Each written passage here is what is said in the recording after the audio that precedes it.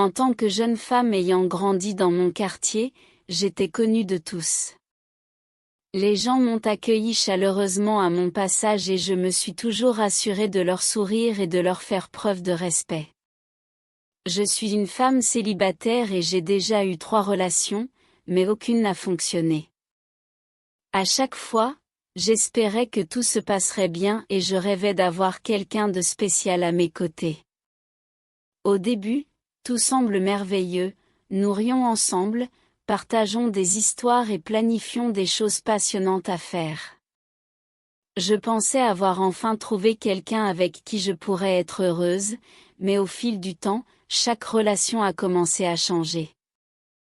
Nous avons commencé à nous disputer sur de petites choses, à nous mal comprendre et parfois, nous avions l'impression de vouloir des choses différentes dans la vie. C'était comme si nous n'étions plus sur le même chemin et ça rendait les choses difficiles. En fin de compte, les 3 relations ne se sont pas bien terminées. À chaque fois, je me sentais triste, déçue, me demandant si je trouverais un jour quelqu'un qui me comprendrait vraiment et qui pourrait être un véritable partenaire. J'ai donc décidé qu'il valait peut-être mieux rester célibataire pour le moment. J'ai pensé qu'au lieu de chercher quelqu'un d'autre, je devrais peut-être me concentrer sur moi-même, devenir une personne plus heureuse et plus forte. Maintenant, je prends le temps de faire des choses que j'aime, comme passer du temps avec mes amis et ma famille, acquérir de nouvelles compétences et trouver de la joie dans les petites choses qui m'entourent. J'espère toujours qu'un jour, quand le moment sera venu, je pourrai rencontrer quelqu'un qui s'intègre parfaitement dans ma vie. Mais pour l'instant, je choisis d'attendre, de grandir et de profiter de ce temps par moi-même. Je m'assure de garder de bonnes relations avec mes proches et mes voisins. Parmi tous mes voisins, il y avait un gentilhomme âgé nommé Monsieur Adet. Il avait 70 ans, avec un doux sourire qui lui faisait plisser les yeux et un rire qui semblait égayer toute la rue. Chaque après-midi, il s'asseyait sur son porche dans un grand fauteuil confortable et regardait les gens passer. Les enfants du quartier l'adoraient et se rassemblaient souvent autour de son porche, impatients d'entendre les histoires qu'il avait à raconter. Monsieur Adet était plein d'expériences incroyables. Il a raconté ses propres aventures d'enfance lorsqu'il jouait dehors toute la journée avec ses amis, explorant les forêts et grimpant aux arbres. Parfois, il partageait des histoires drôles qui faisaient rire tout le monde, et d'autres fois, ces histoires étaient remplies de sages leçons qui nous faisaient tous réfléchir. Écouter les histoires de Monsieur Adet, c'était comme entrer dans un monde différent, et les enfants restaient assis en silence, s'accrochant à chaque mot qu'il disait. Chaque fois que je passais par là, Monsieur Adet souriait et faisait signe de la main, disant « Venez quand vous voulez, ma chère, vous êtes toujours la bienvenue ici. » En entendant ces mots, je me suis sentie spéciale, comme si je faisais partie de sa famille. C'était comme s'il me voyait non seulement comme un voisin, mais aussi comme quelqu'un à qui il tenait vraiment.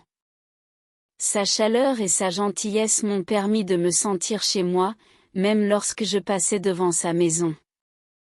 Le porche de Monsieur Adet est devenu un endroit que j'avais hâte de visiter. Je savais qu'à chaque fois que je m'arrêterais, il y aurait une histoire en attente et un ami doux et sage prêt à la partager. Être avec lui m'a appris la valeur de la gentillesse et la magie d'une bonne histoire. Il était plus qu'un simple voisin, il était comme un grand-père pour nous tous. La femme de Monsieur Adet était également très gentille. Elle était plus âgée, environ 60 ans, avec un visage doux et gentil et un sourire chaleureux. Chaque fois que je la voyais, elle me demandait comment j'allais et me disait toujours quelque chose de gentil qui me faisait du bien. Elle faisait partie de ces personnes qui faisaient en sorte que tout le monde se sente concerné, rien que par la façon dont elle vous parlait et vous regardait. Mais même si elle était gentille et amicale, nous ne la voyions pas très souvent. Elle allait habituellement rendre visite à leurs petits-enfants qui vivaient dans une autre ville. Elle adorait passer du temps avec eux et Monsieur Adet disait souvent à quel point sa femme adorait leurs petits. Parfois, il me racontait des histoires amusantes sur la façon dont elle leur préparait des friandises ou jouait à des jeux, même si cela la fatiguait. Chaque fois qu'elle revenait de ses visites, elle nous racontait tout le plaisir qu'elle avait eu avec ses petits-enfants. Ses yeux pétillaient de bonheur lorsqu'elle décrivait leurs rires, leurs questions amusantes et à quel point ils avaient grandi. Même si elle n'était pas là tout le temps, tout le monde dans le quartier l'aimait bien et nous savions qu'elle n'était qu'une grand-mère attentionnée qui aimait profondément sa famille. Un après-midi ensoleillé, alors que je passais devant la maison de Monsieur Adet, je l'ai vu assis sur son porche avec son grand sourire joyeux habituel. Juste au moment où j'étais sur le point de lui faire signe et de continuer à marcher, il m'a appelé, « Entre, prends des collations et du jus. » Sa voix était chaleureuse et accueillante, tout comme un câlin d'un grand-parent.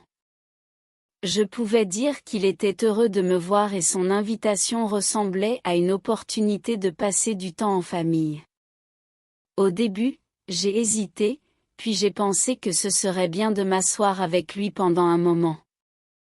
Monsieur Adet a toujours été très gentil et je savais qu'il avait beaucoup d'histoires intéressantes à partager. Je me sentais un peu excitée, me demandant quelle histoire il pourrait raconter cette fois. Alors je me suis dirigée vers son porche avec le sourire. Il m'a conduit à l'intérieur, me faisant me sentir comme chez moi. La chambre était belle et sentait le thé frais. Il y avait une assiette de biscuits qui attendait sur la table et un verre de jus, rien que pour moi. Allez, prends, dit-il avec un clin d'œil, comme s'il avait gardé les friandises juste pour ce moment. Je me sentais spéciale et heureuse d'être là, comme si je faisais partie de sa famille. Monsieur Adet s'est installé sur sa chaise, s'est raclé la gorge et, avec un clin d'œil dans les yeux, il a commencé l'une de ses célèbres histoires. J'ai écouté attentivement, désireuse d'entendre chaque détail, sachant que chacune de ces histoires était une petite aventure en soi. Il sourit et s'assit en face de moi. Je me souviens quand j'avais ton âge, commença-t-il, les yeux pétillants de souvenirs. La vie était très différente à l'époque. Nous n'avions pas tous ces gadgets et écrans. Nous avons créé nos propres jeux et chaque jour était comme une nouvelle aventure. J'ai écouté attentivement pendant qu'il me racontait des histoires sur son enfance, courant à travers les champs, grimpant aux arbres et nageant dans les rivières. Il a décrit comment lui et ses amis fabriquaient des jouets avec des bâtons et des pierres et comment ils jouaient dehors jusqu'au coucher du soleil. Ces histoires m'ont fait imaginer à quoi devait ressembler sa vie, si différente de mon propre monde, remplie de manuels scolaires et d'ordinateurs. Pensez-vous que les enfants d'aujourd'hui s'amusent autant que nous, m'a-t-il demandé en riant. J'ai réfléchi un instant, peut-être de différentes manières. Monsieur Adet, nous nous amusons, mais il semble que vos jeux étaient également passionnants. Il hocha la tête. C'est vrai, chaque génération trouve ses propres joies. Puis il se pencha en avant et dit, mais rappelez-vous, la chose la plus importante est de toujours être gentil et respectueux, peu importe la façon dont la vie change autour de vous. Pendant qu'il parlait, j'avais l'impression d'en apprendre un peu plus sur la vie et sur Monsieur Adet. Sa sagesse était simple, mais elle m'a fait réfléchir à la façon dont je traitais les autres et au genre de personne que je voulais devenir. Tandis que notre conversation se poursuivait, Monsieur Adet et moi avons discuté de toutes sortes de choses, de mon école, de sa jeunesse et des amis avec qui j'aimais passer du temps. Il était un si bon auditeur, hochant la tête et riant des passages drôles.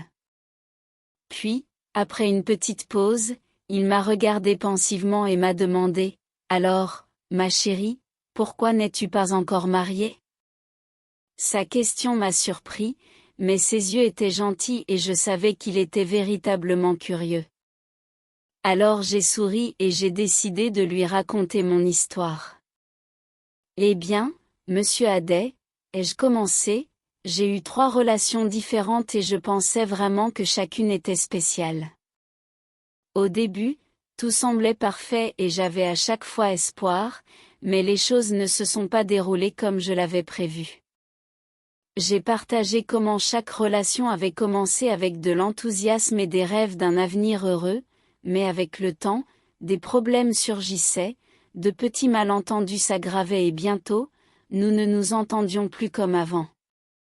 À chaque fois, c'était triste et je me demandais ce qui n'allait pas.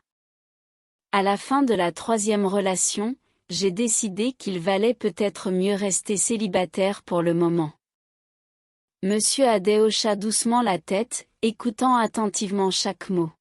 « Tu es encore jeune, dit-il en souriant, et la vie a une manière de nous surprendre.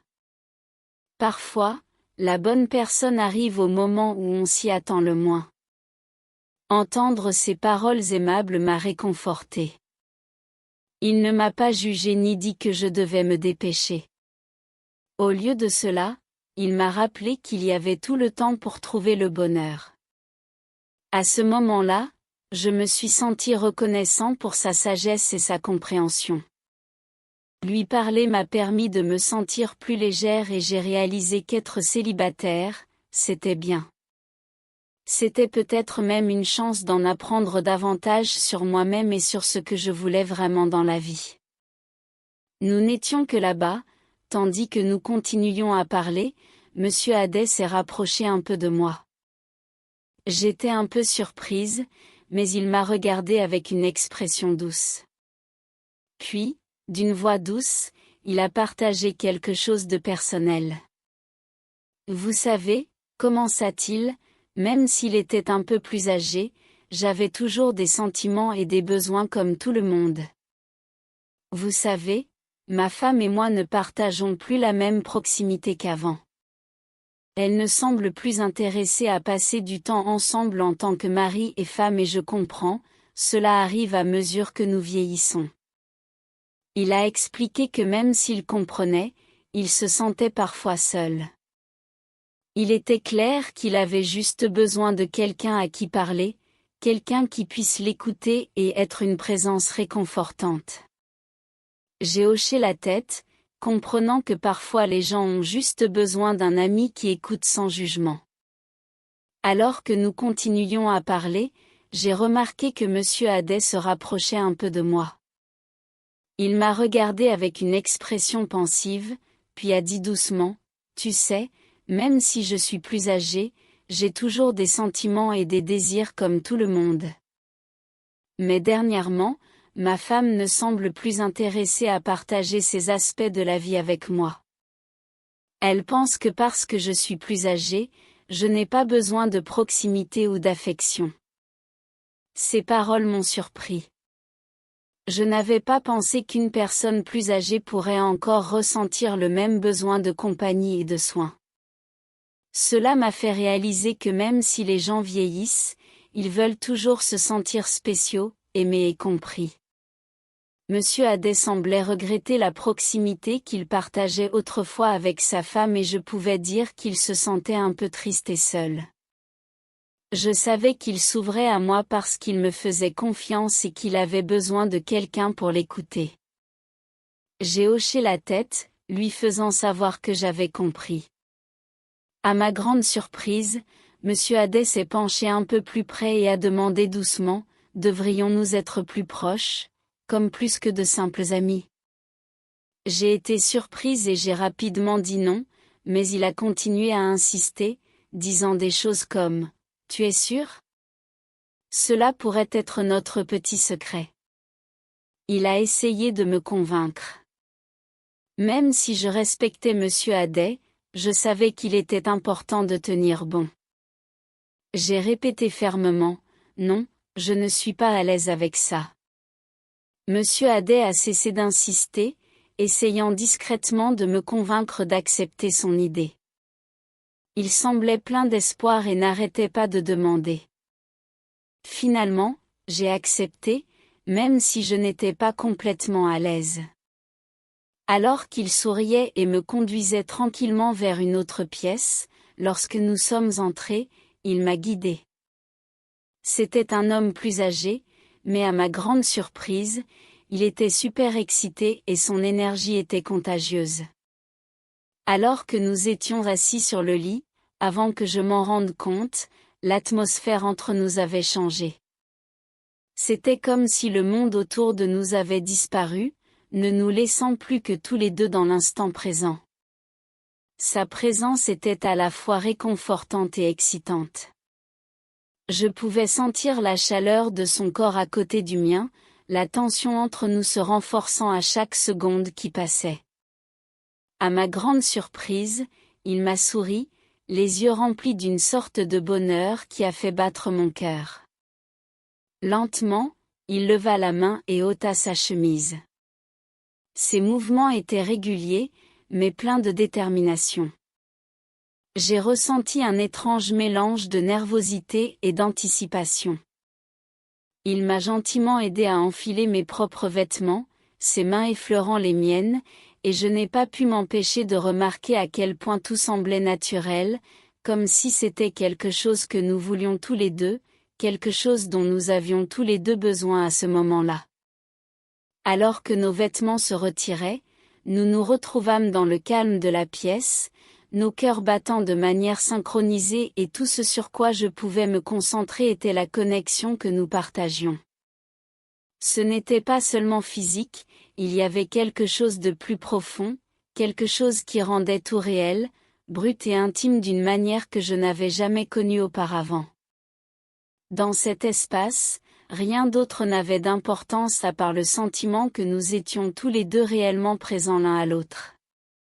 Après un certain temps, nous sommes finalement parvenus à une pause paisible. Il s'est allongé à côté de moi et je pouvais voir le contentement dans son expression, son corps se détendant, sa respiration lente et régulière. Il était clair qu'il était complètement à l'aise, un doux sourire aux lèvres, les yeux mi-clos dans une tranquille satisfaction. Je n'ai pas pu m'empêcher de remarquer le calme qui régnait dans l'air, la façon dont tout semblait s'installer dans une parfaite immobilité. Au fil des minutes, je pouvais dire qu'il s'endormait, le poids du moment l'entraînant dans un sommeil profond et paisible. C'était presque comme si le temps que nous avions partagé nous avait laissé tous les deux un sentiment de paix, une sorte de joie tranquille persistant dans la pièce. Je l'ai regardé pendant un moment, appréciant l'intimité du moment, avant de fermer les yeux, sentant un sentiment de calme m'envahir aussi.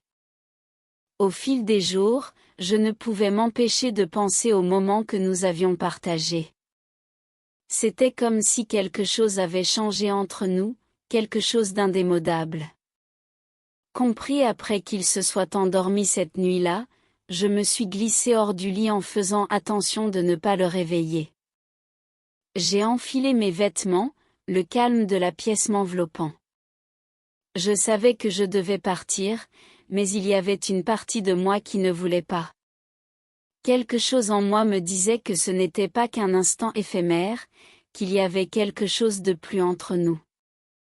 Quand je suis sortie, j'ai ressenti un mélange d'émotions, paix, désir et curiosité. Je ne pouvais pas l'expliquer, mais je savais que je reviendrais. Je ne pouvais pas me débarrasser du sentiment que nous étions censés nous revoir. Quelques jours plus tard, nos chemins se croisèrent à nouveau. Cette fois, ce n'était pas un hasard. Nous avions parlé, envoyé des SMS et partagé des moments qui ont réduit la distance entre nous. Chaque message, chaque conversation avait l'impression de nous rapprocher. Nous avons commencé à nous rencontrer plus fréquemment. Notre temps ensemble s'est déroulé sans effort, comme si nous nous connaissions depuis toujours. Nous avons ri, nous avons parlé, nous avons partagé nos rêves et nos peurs. À chaque rencontre, j'ai commencé à réaliser à quel point j'appréciais sa présence.